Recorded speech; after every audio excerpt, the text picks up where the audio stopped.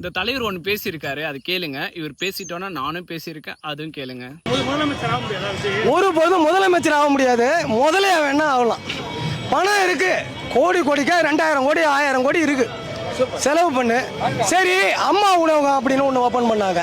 ஐயா கேப்டன் எப்போ பார்த்தாலும் 12 மணிக்கு சாப்பாடு போட்டுக்கிட்டு இருக்காரு. ஏன் உன்னால ஏங்க இந்த சென்னையில் வந்து உன்னால ஏன் ஒரு 6 பிரான்ச் ஓப்பன் பண்ணி ஏன் சாப்பாடு போட முடியல? சாப்பாடு போட முடியாதுல்ல, போட முடியும். இப்போ ரீசெண்டாக கரூரில் ஒரு சம்பவம் நடந்துச்சுல, 41 பெயர் பலி அப்படின்னு சொல்லிட்டு, நாங்கள் யாரா சாப்பாடு போட ஆரம்பிச்சுட்டு உங்காளுங்க யாரா வாங்கி பால்டாயில் கலந்துட்டு 2000 பேர் பலி அப்படின்னு சொல்லிட்டு நியூஸில் போட்டால் நீ ஏற்றுப்பியா? யோசிக்கணும். ஃபஸ்ட்டு ஓட்டு போட்டு ஜெயிக்க வைங்க, அதுக்கடுத்து பாருங்கள் தமிழ்நாட்டுக்கு கறி விருதே வைப்போம். ஃபஸ்ட்டு யோசிங்க. போங்க, 200 பேடிஎம் போயிட்டு வேலையை பாருங்கள். சும்மா வந்து கூவின்னு கிடக்காதீங்க.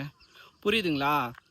வந்தாலும் எவனா ஒருத்தவன் புதுசாக வந்தாலும் அவனை அட்டாக் பண்ணுறது, அவனை வந்து நோண்டுறது, இது பண்ணுறது, இதே உங்கள் வேலையாக போச்சு இல்லை?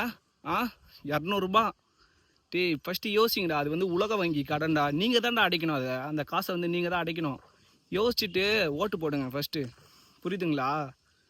ஒரு நாளைக்கு 500 கொடுத்தா மட்டும் அது வந்து பெரிய காசாகிடுது.